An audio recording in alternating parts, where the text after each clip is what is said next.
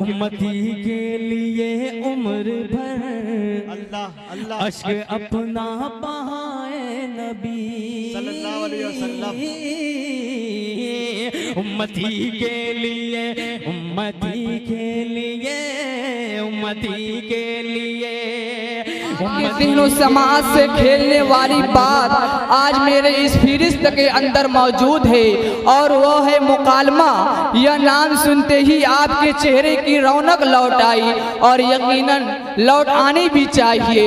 तो आइए अब बिला किसी ताखीर के मैं मुकालमे बराए दहशतगर्दी पेश करने के लिए दरखास्त कर रहा हूँ तलबे अरबी पंजुम से कि वह स्टेज पर तशरीफ लाएं और अपने मुकालमे को हम तमाम सामीन के सामने पेश करें। इस शेर के साथ की रहने दो जामे जम मुझे अंजामे जम सुना, रहने दो जामे जम मुझे अंजामे जम सुना, खुल जाए जिससे आँख वो अफसाना चाहिए। तलबे अरबी पंजुम स्टेज पर।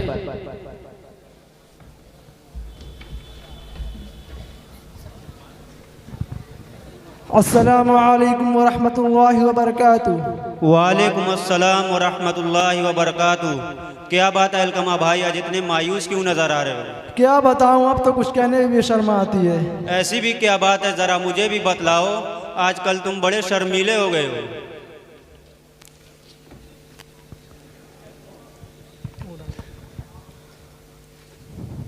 अभी मैं अपने एक दोस्त डॉक्टर सलीम साहब को बुलाता हूँ, वो आपको बताएंगे कि मुसलमान ही दहशतगर्द हैं।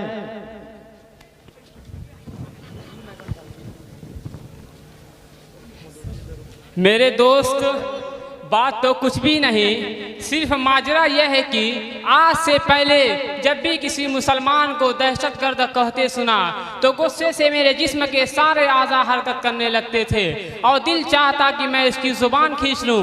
लेकिन आज खुद हम लोगों का सर शर्म से झुका हुआ है और लोग इसी तरह ताने दे रहे हैं कि हम लोगों की बोलती भी बंद हो गई है।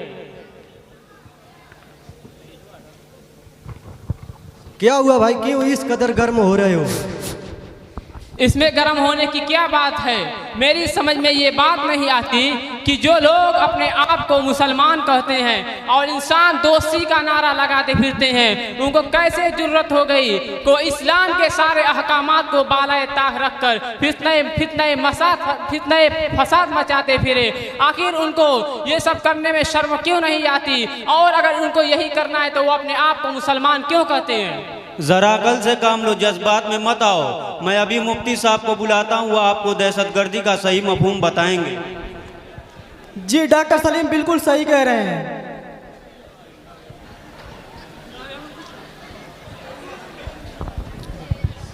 अस्सलामु अलैकुम वरहमतुल्लाहि वबरकातुहू। वालेकुम अस्सलाम वरहमतुल्लाहि वबरकातुहू। जी मोहतरम, बताइए क्या मसला चल रहा है? डॉक्टर सलीम साहब कह रहे हैं कि इस्लाम दहशतगर्दी सिखाता है और मुसलमान दहशतगर्द हैं। ये बात बिल्कुल गलत है कि इस्लाम दहशतगर्दी की तालीम देता है। इस्लाम तो अमन की तालीम देता है। खुद कुरान पाक में मन क़तल नफ्सन बिगैरि नफ्सिन औ फ़सादिन फ़िल अर्ज़ फ़कअन्नमा क़तल अन्नास जमीआ व मन अहयाहा फ़कअन्नमा अहया अन्नास जमीआ। यानी जिसने किसी को कत्ल किया जबकि यह कत्ल न किसी जान का बदला लेने के लिए हो और न किसी ज़मीन में फसाद फैलाने की वजह से हो, तो ऐसा जैसे उसने तमाम इंसानों को कत्ल कर दिया। और जो शख्स किसी को जिंदा रखे तो ऐसा जैसे उसने तमाम इंसानों की जान बचा दी। आप तो बहुत बेवकूफ़ मालूम होते हो। आप बतलाइए कि अमेरिका के वर्ल्ड ट्रेड सेंटर पर मुसलमानों के ऊपर हज़ारों बेगुनाहों के मौत के घाट उतार दिया। कश्मीर में रोज़ाना दहशतगर्दाना हमले हो रहे हैं, इसी तरह फिलिस्तीन वगैरह में भी। मैं नहीं समझता था कि तुम भी मगरबी मीडिया के गुलाम हो गए हो। वर्ल्ड ट्रेड सेंटर पर हमला ज़रूर हुआ, लेकिन इसकी जिम्मेदारी बिला किसी तहकीक अफगान मुजाहिदीन के सर थोप कर इसका रुख अफगानिस्तान की तरफ कर दिया गया। लेकिन क्या यह हकीकत भी है? क्या तुमने कभी सोचा? नहीं, बस इतना वक्त कहाँ, बस कुछ अखबारात और मीडिया के जरिए कुछ मालूमात हासिल कर लेते हैं, तब मालूम होता है कि इसमें मुसलमानों का हाथ नहीं, तो फिर इसमें और कौन लोग शरीक हैं? मेरे भाई, हकीकत तो यही है कि उस हमले में किसी एतबार से मुसलमानों का हाथ नहीं था। बस ये तो मीडिया करम फरमाई कि उसने मुसलमानों पर इल्ज़ाम लगा दिया। वरना उनमें जिन लोगों का हाथ था वह उसी सेंटर में काम करने वाले यहूदी थे जिन्हें अमेरिका की नापाक पॉलिसी से सख्त इख्तिलाफ था। दूसरी वजह यह कि उसमें काम करने वाले सारे यहूदी छुट्टी पर क्यों थे? जिन जहाज़ों को इस्तेमाल किया गया वो कहाँ से आए? वर्ल्ड ट्रेड सेंटर गिरने के बाद यहूदियों ने जश्न क्यों मनाया? आपने तो मेरे जहन में पैदा होने वाले बेशुमार अश्कालात को रफ़ा कर दिया और इस्लाम जो दहशतगर्दी का पसंदाना जायज़ा लिया है उससे आपकी हकीकत का भी अंदाज़ा होता है। इस पर आपका मैं जितना भी शुक्रिया अदा करूँ कम है। खुदा करे आपको मेरी बात समझ में आ गई हो तो अब इजाज़त दीजिए, इंशाअल्लाह फिर मुलाकात होगी। इंशाअल्लाह।